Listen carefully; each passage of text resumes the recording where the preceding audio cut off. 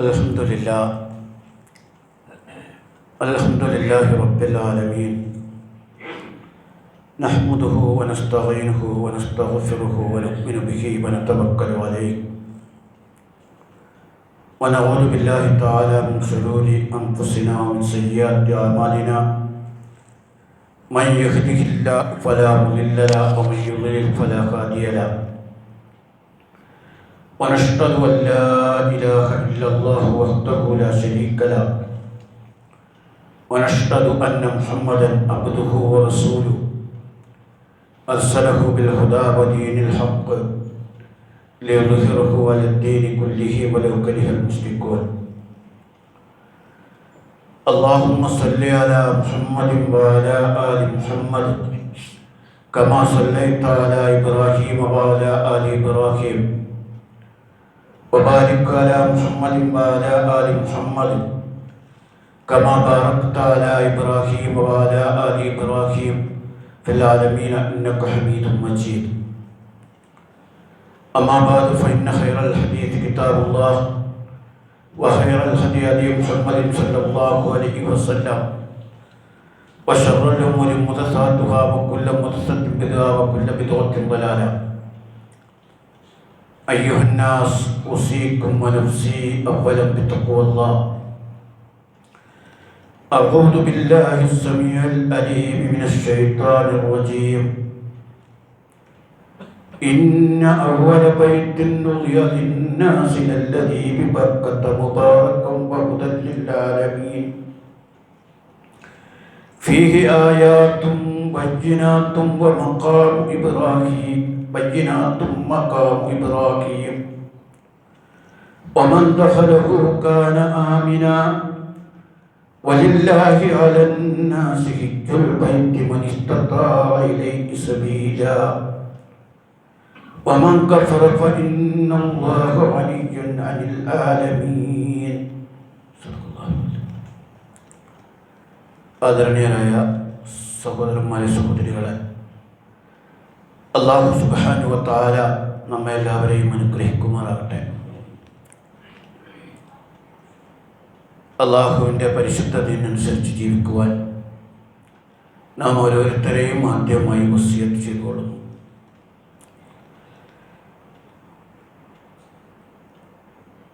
അല്ലാഹു തആല തൗഫീഖ് ചെയ്താൽ 1-2 ദിവസങ്ങൾക്കുള്ളിൽ നമ്മുടെ പരിശുദ്ധ ദുൽഹജ്ജ് മാസത്തിലേക്ക് പ്രവേശിക്കുകയാണ്. ശ്രേഷ്ഠമായ മാസങ്ങളിൽപ്പെട്ട ഒന്നാണ് ദുൽഹജ്ജ് മാസം.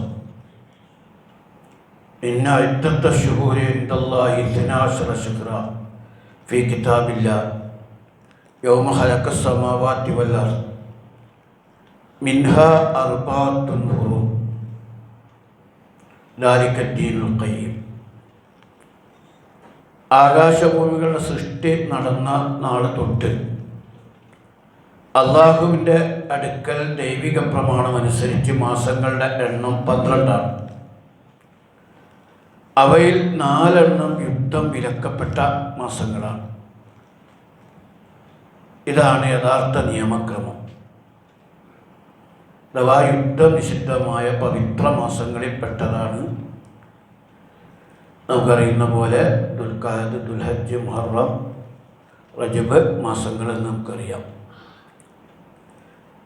ദുൽഹജ്ജ് മാസത്തിൽ വളരെ പ്രധാനപ്പെട്ട ഒന്നാണ് ഹജ്ജ്. ഹജ്ജ് ഇസ്ലാമിൻ്റെ പഞ്ചസ്തംഭങ്ങളിൽപ്പെട്ടതാണ്. അഥവാ ഇസ്ലാമിൻ്റെ അടിസ്ഥാന കർമ്മങ്ങളിൽപ്പെട്ട ഒന്നാണ് ഹജ്ജ്. ഹജ്ജ് ചെയ്യൽ മുസ്ലിമാകാൻ നിർബന്ധമാണ്. അതേസമയം ഹജ്ജ് ചെയ്യാനുള്ള ശാരീരികവും സാമ്പത്തികവുമായ കഴിവുണ്ടാവുകയും പോയി വരാനുള്ള തടസ്സങ്ങൾ നീക്കപ്പെടുകയും ചെയ്താൽ ഒരാളുടെ മേൽ ഹജ്ജ് നിർബന്ധമാണ്. അതെപ്പോൾ ഒരാൾക്ക് സാധ്യമായി തീർന്നോ അപ്പോൾ അയാൾ ഹജ്ജ് ചെയ്യണം. ഹജ്ജ് വെള്ളിപ്പാല് ചെയ്യുന്ന കർമ്മമല്ല. പ്രായപൂർത്തിയായ ആളുകളുടെ മേൽ നിർബന്ധമായ കർമ്മമാണ് ഹജ്ജ്. ഒരു ചെറുപ്പക്കാരന് ആരോഗ്യവും സാമ്പത്തിക ശേഷിയും കഴിവും ഉണ്ടെങ്കിൽ അയാൾ അപ്പോഴാണ് ഹജ്ജ് ചെയ്യേണ്ടത്. നമ്മളൊരു തെറ്റിദ്ധാരണ, കുറേ പ്രായമെത്തിയതിന് ശേഷം ചെയ്യുന്ന അമലാണ് ഹജ്ജ് എന്ന ധാരണയുടെ തെറ്റാണ്. ഒരിക്കലും പ്രായം നീക്കി വെക്കാൻ പാടില്ലാത്ത, അല്ലെങ്കിൽ പിന്നേക്ക് നീക്കി വെക്കാൻ പാടില്ലാത്ത അമലാണ് ഹജ്ജ്. പിന്നേക്ക് നീക്കി വെക്കാൻ പാടില്ല. കാരണം അതിനിടയ്ക്ക് നമ്മൾ മരിച്ചാൽ നമ്മൾ മീത്തത്തൻ ജാഹിലിയ, യഹൂദിയൻ ഔ നസ്രാനിയൻ എന്നാണ് റസൂല് പറഞ്ഞത്. ഹജ്ജ് ചെയ്യാൻ കഴിവുണ്ടായിട്ടും അതിന് മറ്റ് തടസ്സങ്ങളോ പ്രശ്നങ്ങളോ ഇല്ലാതെ ഇരുന്നിട്ടും ഹജ്ജ് ചെയ്യാതിരുന്നാൽ അയാൾ യഹൂദിയോ നസാറാക്കളോ മരിക്കണ പോലെയാണ് മരിക്കുക എന്ന് 3 വട്ടം റസൂൽ പറഞ്ഞു. അപ്പോൾ ഞാൻ ഹജ്ജിനെ കുറിച്ച് വിശദമായി ഖുത്ബയിൽ പറയാൻ ഉദ്ദേശിക്കുന്നില്ല. ചില കാര്യങ്ങൾ പറഞ്ഞിട്ട് ഹജ്ജിന് പോകാനും പറ്റൂല. നമ്മുടെ ഒക്കെ എല്ലാവരുടെയും മനസ്സിൽ ഹജ്ജ് ചെയ്യണമെന്ന ആഗ്രഹം ഉണ്ടാകണം, അതിനു വേണ്ടിയുള്ള ശ്രമങ്ങൾ ഉണ്ടാകണം, അതിനുവേണ്ടി ഒരുങ്ങണം.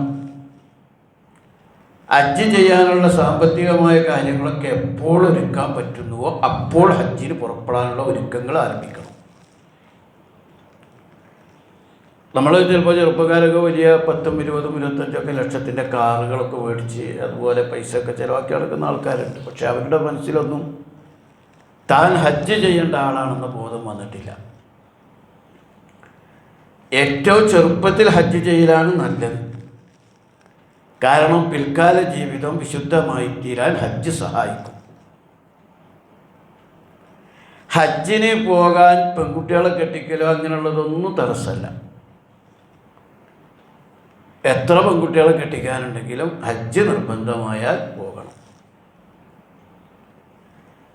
കടങ്ങളെല്ലാം വീട്ടിയതിന് ശേഷം ഹജ്ജിന് പോകുന്നതുമായി ബന്ധപ്പെട്ട ചർച്ചയുണ്ട്. ഇപ്പോൾ ബിസിനസ്സും മറ്റിടപാടുകളൊക്കെ നടത്തുന്ന ആളുകൾ അവർക്ക് കുറേ കടങ്ങളുണ്ടാവും, കുറേ കിട്ടാനുണ്ടാവും, ആസ്തി ഉണ്ടാവും. അപ്പം ആസ്തി പരിഗണിച്ചിട്ടാണ് പോകേണ്ടത്. അങ്ങനെ അങ്ങോട്ടും കൊണ്ടുള്ള ക്രയവിക്രയത്തിന് കൊടുക്കാനും കുടിക്കാനൊക്കെ ഉണ്ട്. ഒരാൾക്ക് കടം കൊടുക്കാണ്ട് വെച്ചിട്ട് പോകാതിരുന്നാൽ പറ്റൂല. അയാൾക്ക് ആസ്തി ഉണ്ടെങ്കിൽ, ഇതൊക്കെ ഹജ്ജ് ചെയ്യാനുള്ള സാമ്പത്തികമായ ആസ്തി ഉണ്ടെങ്കിൽ അയാൾ ഹജ്ജിന് തയ്യാറാകേണ്ടതുണ്ട്. അത് തൽക്കാലം മേടിച്ച കടങ്ങളോ ബിസിനസ് കടങ്ങളോ വീട്ടിക്കൊള്ളണമെന്നില്ല. തൻ്റെ പക്കൽ അതിനുള്ള ആസ്തി ഉണ്ട് എന്ന് ഉറപ്പ് വരുത്തിയാൽ മതി. അത് വീട്ടാനുള്ള സംവിധാനം ചെയ്താൽ മതി. അഥവാ ഹജ്ജ് തടയാൻ, ഹജ്ജിൽ നിന്ന് മാറാൻ ഒരു ന്യായവും ഇല്ല. നബി സല്ലല്ലാഹു അലൈഹി വസല്ലം തിരുമേനി പഠിപ്പിച്ചത് അൽ ഹജ്ജുൽ മബ്റൂർ ലൈസ ലഹു ജസാഉൻ ഇല്ലൽ ജന്ന. നല്ല മബ്റൂറായ പുണ്യകരമായൊരു ഹജ്ജിന് സ്വർഗമല്ലാതെ പ്രതിഫലമില്ല. അന്ന റസൂലുള്ളാഹി സ്വല്ലല്ലാഹു അലൈഹി വസല്ലം സുഇല അയ്യുൽ അഅ്മാലി അഫ്ളൽ. റസൂലിനോട് ചോദിച്ചു, ഏറ്റവും ശ്രേഷ്ഠകരമായൊരു കർമ്മം ഏതാണ്? ഈമാനും ബില്ല, അള്ളാഹുവിലുള്ള വിശ്വാസമാണ്. വബി റസൂലിഹി, അവൻ്റെ ദൂതനിലും. വഖാല സായിലു സുമ്മ മാതാ, വീണ്ടും ചോദിച്ചാൽ പറഞ്ഞു, റസൂലെ പിന്നെ ഏറ്റവും ശ്രേഷ്ഠമായ കർമ്മം ഏതാണ്? അൽ ജിഹാദു ഫി സബീലില്ലാ, അള്ളാഹിൻ്റെ മാർഗത്തിൽ ജിഹാദ് ചെയ്യലാണ്. ഖീല, വീണ്ടും ചോദിക്കപ്പെട്ടു, സുമ്മ മാതാ? സുമ്മ അൽ ഹജ്ജുൽ മബ്റൂർ, ഹജ്ജുൽ മബ്റൂറായ നല്ല ശ്രേഷ്ഠകരമായ പുണ്യകരമായ ഹജ്ജാണ് എന്ന് പറഞ്ഞു. അപ്പോൾ ഹജ്ജിനെ സംബന്ധിച്ച് നമ്മൾ അങ്ങനെ മനസ്സിലാക്കേണ്ടത്, ഹജ്ജ് ചെയ്യാതെ നമ്മളെങ്ങാനും മരിച്ചു പോയാൽ, ഇടയ്ക്ക് ആസ്തിയൊക്കെ ഉണ്ടായിട്ടും ഹജ്ജിന് വേണ്ടി അത് ഉപയോഗിക്കാതിരുന്നാൽ, ചില ആളുകൾക്കൊക്കെ ഒരുപാട് ഏക്കർ ഭൂമിയും സ്ഥലവും കെട്ടിടമൊക്കെ ഉണ്ട്. കയ്യിൽ ലിക്വിഡായ ക്യാഷ് ഇല്ലാന്ന് പറഞ്ഞാൽ ഹജ്ജിന് പോകാത്ത ആൾക്കാരൊക്കെ ഉണ്ട്. ചില ആളുകളിൽ തെറ്റിദ്ധാരണ ഉള്ളത് ഹജ്ജിനൊന്നും വലിയ പോകണമെന്നൊന്നുമില്ല, അതിന് പകരം വേറെ എന്തെങ്കിലുമൊക്കെ കാര്യങ്ങൾ ചെയ്താൽ മതി. ശരിയാവില്ല. 6-7 ലക്ഷം രൂപ മുടക്കുന്നതിന് പകരം 2-3 ലക്ഷം റുപ്യ പാവങ്ങളൊക്കെ സഹായിച്ചാൽ പോലെ അതുകൊണ്ട് കൂലി കിട്ടും. പക്ഷെ ഹജ്ജ് ചെയ്തില്ല എന്നുള്ള വിലക്ക് അയാൾ മരിക്കുക ജാഹിലിയ മരണമായിരിക്കും. കാരണം അടിസ്ഥാന കർമ്മമാണ് ഹജ്ജ്. ഫമൻ കഫറ, ഖുർആൻ വിശദീകരിച്ച് പറഞ്ഞു, ഇന്ന അവ്വല ബൈത്തിൻ ഉളിയ ലിന്നാസി ലില്ലദീ ബിബക്കത മുബാറകം വഹുദൽ ലിൽ ആലമീൻ. അല്ലാഹുവിനെ ഇബാദത്ത് ചെയ്യാൻ ഭൂമിയിൽ ആദ്യമായി സ്ഥാപിതമായ ഭവനമാണ് കഅബ. അത് പറഞ്ഞുകൊണ്ട് പറഞ്ഞു, വലില്ലാഹി അലന്നാസി ഹിജ്ജുൽ ബൈത്തി മൻ ഇസ്തതാഅ ഇലൈഹി സബീല. ആ കഅബയിൽ പോയി ഹജ്ജ് ചെയ്യുക എന്നുള്ളത്, അള്ളാഹുവിൻ്റെ മാർഗ്ഗം ചെയ്യുക എന്നത് മനുഷ്യരുടെ മേൽ നിർബന്ധമാക്കപ്പെട്ട കാര്യമാണ്. വമൻ കഫറ, ആ ഹജ്ജ് ആരെങ്കിലും നിഷേധിച്ചാൽ അവനെ പിന്നെ അള്ളാഹ് പറഞ്ഞത് ഇന്നല്ലാഹ ഗനിയ്യുൻ അനിൽ ആലമീൻ, അള്ളാഹു ലോകരെക്കാളൊക്കെ നിരാശ്രയനാണ്. ഇപ്പം ഹജ്ജ് ചെയ്യാതിരുന്നവൻ കാഫിറാണ്. ഹജ്ജിന് കഴിവുണ്ടായിട്ട് പോകാതിരിക്കൽ കുറ്റകരമാണ്. എന്ത് വേറെ സേവനം ചെയ്തിട്ട് കാര്യമില്ല. നമ്മുടെ ഇടയിൽ ഇപ്പോൾ അങ്ങനെ ഒരു സോഷ്യൽ മീഡിയ പ്രചാരണമുണ്ട്, നിസ്കരിച്ചില്ലെങ്കിലും കുഴപ്പമില്ല, പാവങ്ങളെ സഹായിച്ചാൽ മതി, അല്ലെങ്കിൽ വേറെ ചില കാര്യങ്ങൾ ചെയ്തില്ലെങ്കിലും കുഴപ്പമൊന്നുമില്ല, അടിസ്ഥാന കാര്യങ്ങൾ ചെയ്ത് നന്മകൾ ഇങ്ങനെ ചെയ്താൽ മതി, സ്വർഗം കിട്ടും. ഇല്ല, കിട്ടൂല.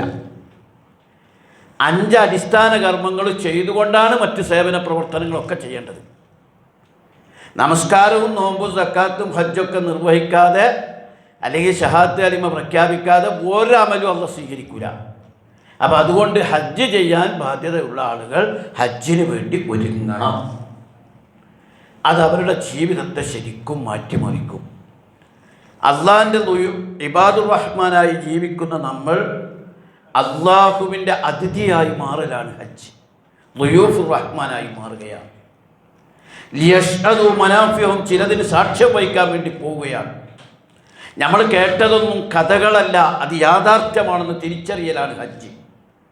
ഇബ്രാഹിം നബിയും ഇസ്മായിൽ നബി അലൈഹിസ്സലാമും ഇബ്രാഹിം നബി അലൈഹിസ്സലാമും ഹാജറ അലൈഹിസ്സലാമയൊന്നും കഥകളല്ല, അതൊക്കെ ചരിത്ര യാഥാർത്ഥ്യമാണെന്നും അവർ ജീവിച്ച മണ്ണിൽ എത്തിച്ചേരുകയുമാണ് ഹജ്ജിലൂടെ നമ്മൾ ചെയ്യുന്നത്. ഹജ്ജിലൊരു മനുഷ്യനെ കണ്ട് സ്ഫുടം ചെയ്തെടുക്കുകയാണ്. അവൻ്റെ വേഷവിധാനങ്ങളൊക്കെ മാറ്റി, അവൻ്റെ പ്രൗഢിയൊക്കെ മാറ്റി, അള്ളാഹ്ക്ക് വിധേയമായി ലബ്ബൈക് അല്ലാഹുമ്മ ലബ്ബൈക് ലബ്ബൈക ലാ ശരീക ലക ലബ്ബൈക് ഇന്നൽ ഹംദ വൻ നിഅമത ലക എന്നൊക്കെ പറഞ്ഞുകൊണ്ട് തൽബിയത്ത് ചൊല്ലി അള്ളാഹുവിൻ്റെ വിളിക്കിതാ ഉത്തരം നൽകി വന്നിരിക്കുന്നു എന്ന് പറഞ്ഞ് അള്ളാഹുവിന് വിലയം പ്രാപിക്കുന്ന കർമ്മമാണ് ഹജ്ജ്. അയാൾ മിനായിൽ താമസിക്കുന്നു, അറഫയിൽ നിൽക്കുന്നു, മുസ്ദലിഫയിൽ രാപ്പാർക്കുന്നു, അയാൾ ജംറയിൽ കല്ലെറിയുന്നു. അങ്ങനെ ഏതാനും ദിവസം അള്ളാഹുവുമായി പൂർണ്ണമായും ഇടപഴകി അമലുകൾ ചെയ്തൊരു പുതിയ മനുഷ്യനായി.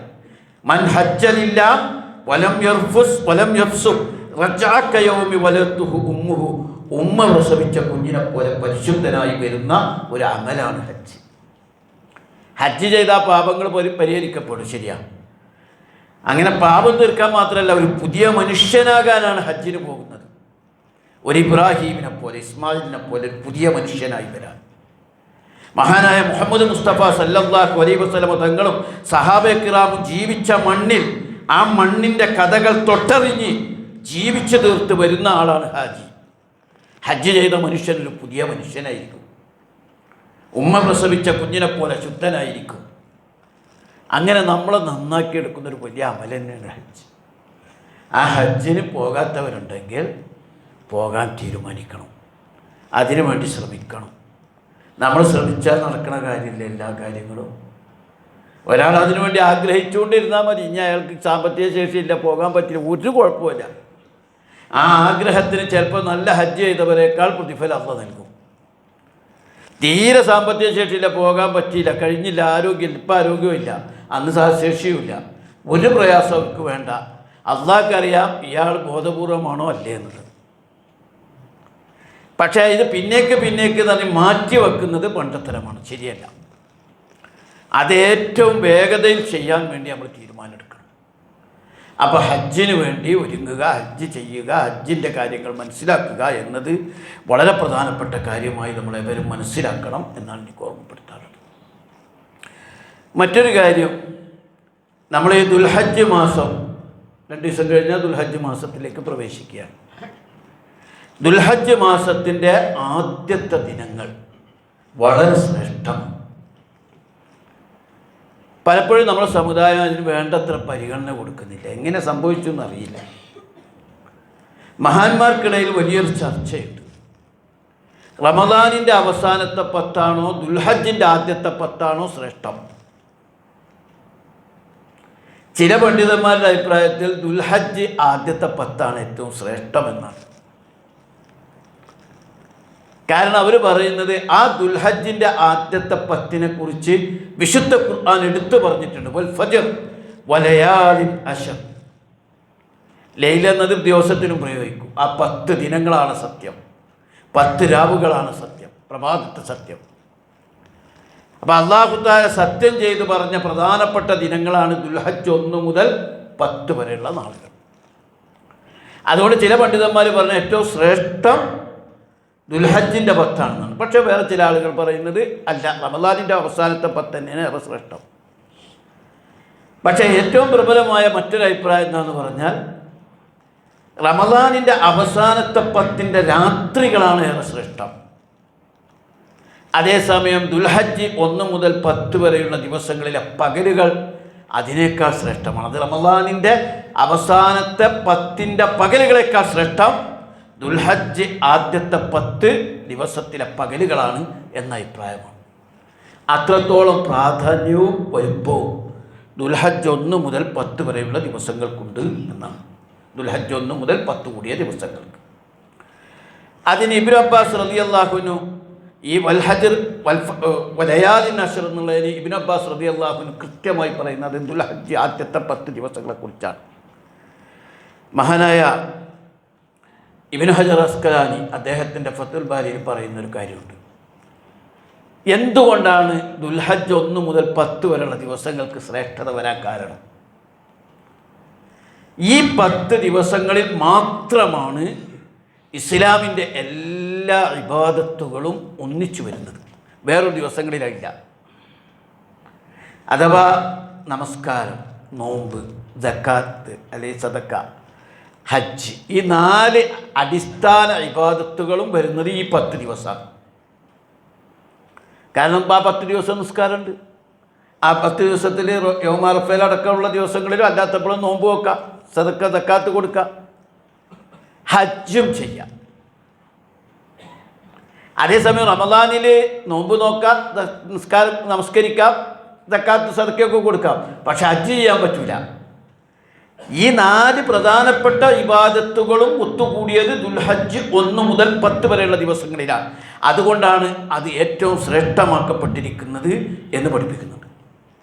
റസൂലുള്ളാഹി സ്വല്ലല്ലാഹു അലൈഹി വസല്ലം തങ്ങൾ പറഞ്ഞു, മാമിൻ അയ്യാമിൽ അമലുസ് സാലിഹ് അഹബ്ബു ഇലല്ലാഹി മിൻ ഹാദിഹിൽ അയ്യാം.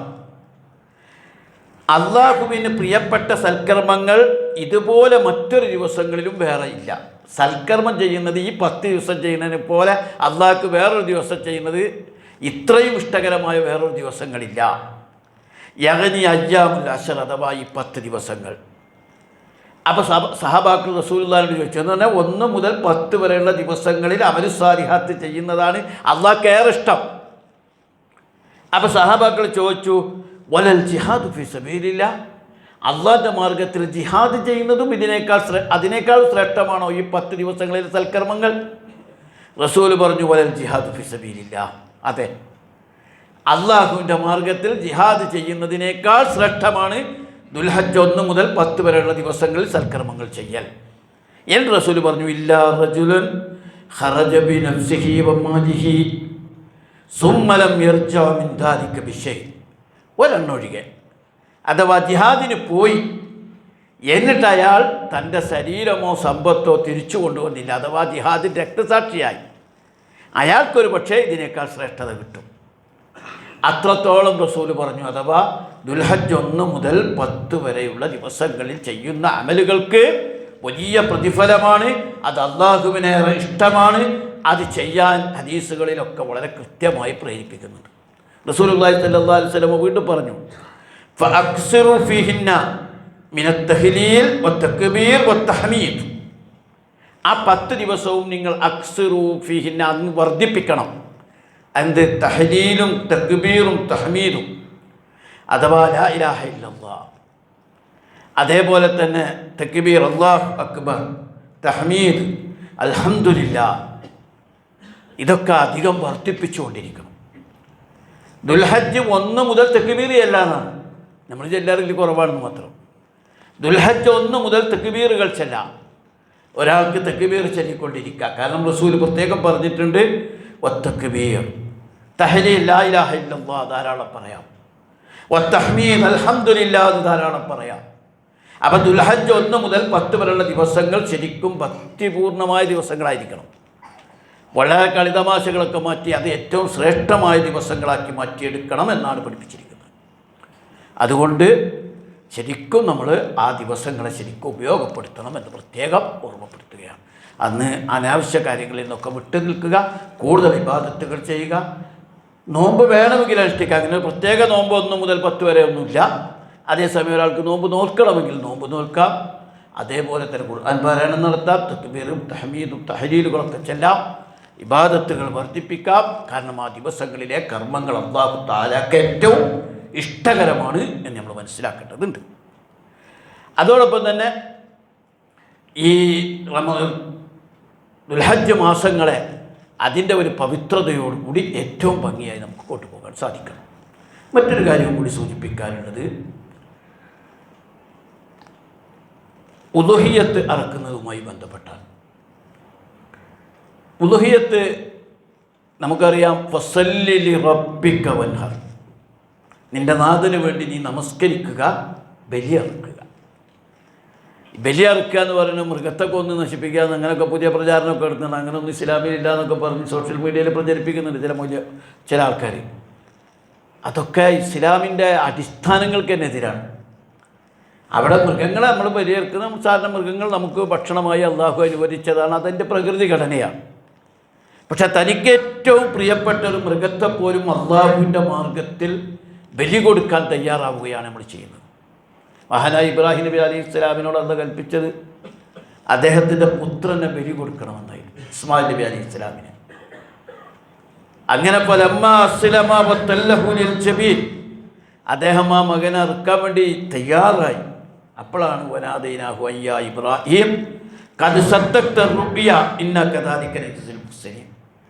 അങ്ങനെ അറുക്കാനായപ്പോഴാണ് ഇബ്രാഹിം, വേണ്ട, നിങ്ങൾ ആ അള്ളാഹുവിൻ്റെ കൽപ്പന അല്ലെങ്കിൽ സ്വപ്നം സാക്ഷാത്കരിച്ചിരിക്കുന്നു, പകരം ഒരു മൃഗത്തെ അറുത്തുകൊണ്ട് അതിന് പകരം കിട്ടുകയാണ് ചെയ്തത്. അതേപോലെ ഇബ്രാഹിം നബി അലൈഹി സ്വലാം സ്വന്തം പുത്രനെ ബലിയറുക്കാൻ സന്നദ്ധമായതുപോലെ തനിക്ക് ഏറ്റവും പ്രിയപ്പെട്ടതിനെ പോലും പടച്ച തമ്പുരാൻ്റെ മാർഗത്തിൽ സമർപ്പിക്കാൻ ഒരാൾ സന്നദ്ധമാകുന്നതിൻ്റെ അതിൻ്റെ മറ്റൊരു രീതിയാണ് തനിക്ക് ഏറ്റവും പ്രിയപ്പെട്ട ഒരു മൃഗത്തെപ്പോലും അള്ളാഹുവിൻ്റെ മാർഗത്തിൽ ബലി കൊടുക്കാൻ ഒരു വിശ്വാസി സന്നദ്ധമാകുന്നത്. അപ്പോൾ ബലി അറുക്കണം, വളരെ ശ്രേഷ്ഠകരമായ കർമ്മമാണ്. ഉളുഹിയ്യത്തിൽ പങ്കാളിയാകും. നമ്മൾ ഈ സക്കാത്തിൻ്റെയും ഇതിൻ്റെയൊക്കെ ചില കാര്യത്തിൽ നമ്മളെ വിചാരം പണ്ടുള്ള മുതലാളി എന്നെ ചെയ്തുകൊണ്ടിരിക്കുക. നമ്മൾ മുതലാളിയായത് നമ്മൾ അറിഞ്ഞിട്ടില്ല, നമ്മൾ മുതലാളിയായത് നമ്മളറിയാതെ പോകുന്നുണ്ട് ചില ആൾക്കാർ. റസൂൽ ഇത്രയും പറഞ്ഞു, ഇദാ റഅയ്തുമുൽ ഹിലാല ദിൽഹജ്ജ്, ദുൽഹജ്ജ് മാസപ്പിറവി കാണുകയും അറാദ അഹദുക്കും മൻ യുളഹി, എന്നിട്ട് നിങ്ങളിൽ ആരെങ്കിലും ബലി അറുക്കാൻ തയ്യാറാവുകയും ചെയ്താൽ, അല്ല അതിനു മുമ്പ് മറ്റൊരു കാര്യം കൂടി സൂചിപ്പിക്കണം, മങ്കാന ലഹു സഅത്തുൻ വല യുളഹി ഫലാ യഖ്റബന്ന മുസല്ലനാ. അതാണ് ഏറ്റവും ആദ്യം മനസ്സിലാക്കുക. മങ്കാന ലഹു സഅത്തുൻ, ഒരാൾക്ക് സാമ്പത്തിക ശേഷി ഉണ്ട്, ഗുരുവിനൊക്കെ ഒരു ഷെയർ കൂടാനൊക്കെ പറ്റും. എന്നിട്ട് പോലെ യുളഹി, അയാൾ ഉളുഹിയ്യത്തെ അറുക്കുന്നില്ലെങ്കിൽ വലാ യഖ്റബന്ന മുസല്ലന, നമ്മുടെ മുസല്ലയിലേക്ക് പെരുന്നാൾ ഈദ്ഗാഹിലേക്ക് വരേണ്ടതില്ല എന്ന് റസൂൽ പറഞ്ഞു. എന്നാൽ ഒരു ഉളുഹിയ്യത്തൊക്കെ കൊടുക്കാനുള്ള സാമ്പത്തിക ശേഷിയൊക്കെ ഉണ്ട്. ഒരു ഷെയർ കൂടാനെങ്കിലും അല്ലെങ്കിൽ ഒരു ആടിനറക്കാനെങ്കിലും അല്ലെങ്കിൽ എന്തിനെങ്കിലുമൊക്കെ ഉള്ള സാമ്പത്തിക ശേഷിയുണ്ട്. എന്നിട്ട് അത് ചെയ്യാത്തവൻ വലാ യഖ്റബന്ന മുസല്ലന, നമ്മുടെ മുസല്ലയിലേക്ക് അഥവാ നമ്മുടെ നമസ്കാര സ്ഥലത്തേക്ക് പെരുന്നാളിന് വരേണ്ടതില്ല. അപ്പോൾ ഈ കാര്യം നമ്മൾ ഗൗരവത്തിലെടുക്കണം. ഒരു 8,500 റുപ്യ 9,000 റുപ്യക്ക് കൂടെ ഷെയർ കൂടാൻ കഴിയും. അത് കൊടുക്കാൻ കഴിയുമെങ്കിൽ പലതിനൊക്കെ നമ്മൾ പൈസ അഡ്ജസ്റ്റ് ചെയ്യുന്നതാണ്. പല കാര്യത്തിനും ഇതിനേക്കാളൊക്കെ അപ്പുറം നമ്മളൊരു മോളെ കല്യാണമൊക്കെ എത്തി അത്ര ലക്ഷം നമ്മൾ പൊടിക്കൽ. പക്ഷെ ഒരു 8500 ഒരു കൊല്ലത്തിൽ ഒരു ഉദുഹിയത്തിൽ ചേരാൻ നമുക്ക് മനസ്സ് വരുന്നില്ലെങ്കിൽ റസൂൽ അവരെക്കുറിച്ചാണ് പറഞ്ഞത്, അവരെങ്ങനെ നിസ്കരിക്കാൻ വരണ്ടെന്ന് വരെ പറഞ്ഞു. കാരണം അള്ളാഹുവിൻ്റെ മാർഗത്തിൽ ഒരു ബലി കൊടുക്കാനെങ്കിലും അയാൾ തയ്യാറാകണം. അതാണ് വിശ്വാസികളെന്ന നിലയ്ക്ക് നമ്മൾ ചെയ്യേണ്ടത്. ഇനി അങ്ങനെ ഇദാ റഅയ്തുമുൽ ഹിലാല ദിൽ ഹജ്ജ് ഫഅറാദ അഹദുക്കും അൻ യുളഹ, അങ്ങനെ ഒരാൾ ദുൽഹജ്ജ് മാസത്തിൻ്റെ അഥവാ ദുൽഹജ്ജ് മാസത്തിൻ്റെ പിറവി 1-നാണല്ലോ കാണുക. ദുൽഹജ്ജ് 1 മുതൽ മാസപ്പിറവി കാണുകയും എന്നിട്ട് ഉദ്ഹിയത്ത് അറുക്കാൻ തീരുമാനിക്കുകയും ചെയ്താൽ ഫൽയുംസിക് അൻ ശഅരിഹി വ അദ്ഫാരിഹി, അവൻ അവൻ്റെ മുടി പിടിച്ച് നിർത്തട്ടെ, അവൻ്റെ നഖങ്ങളെ വെട്ടാതിരിക്കട്ടെ. എന്ന് പറഞ്ഞാൽ മുടിയും നഖമൊക്കെ വെട്ടാതെ അതിനോട് ഐക്യദാർഢ്യപ്പെട്ട് അതിൻ്റെ ഘടനയിലേക്ക് നമ്മൾ ഇഹ്റാമിലൊക്കെ ചെയ്യുന്നത് പോലെ അയാളായിത്തീരട്ടെ എന്ന് പഠിപ്പിച്ചു. അപ്പോൾ ദുൽഹജ്ജ് 1 മുതൽ അത്തരം ആളുകൾ തങ്ങളുടെ മുടി നഖമൊക്കെ വെട്ടാതെ, അതിനു മുമ്പ് അതിലൊക്കെ വൃത്തിയാക്കി വെക്കണം. ദുൽഹജ്ജ് 1 മുമ്പ് നഖമൊക്കെ വെട്ടണം, മുടിയൊക്കെ വൃത്തിയാക്കി വെക്കണം, എല്ലാ ഭാഗങ്ങളും വൃത്തിയാക്കി അതിനൊരുങ്ങണം ഇഹ്റാമിലെ പോലെ.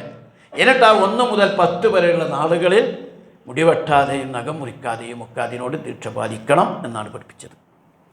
പറഞ്ഞു വന്നതിന് ചുരുക്കം, ഉളുഹിയത്തിൻ്റെ കാര്യത്തിലും അശ്രദ്ധ കാണിക്കരുത്. ഉളുഹിയത്തും നമ്മൾ വേണ്ട പോലെ തന്നെ കാര്യങ്ങൾ ചെയ്യേണ്ടതുണ്ട്. അല്ലാഹു സുബ്ഹാനഹു വ തആല നമ്മെ അനുഗ്രഹിക്കുമാറാകട്ടെ. അഖൂലു ഖൗലി ഹദാ അസ്തഗ്ഫിറുല്ലാഹി ലി വലക്കും.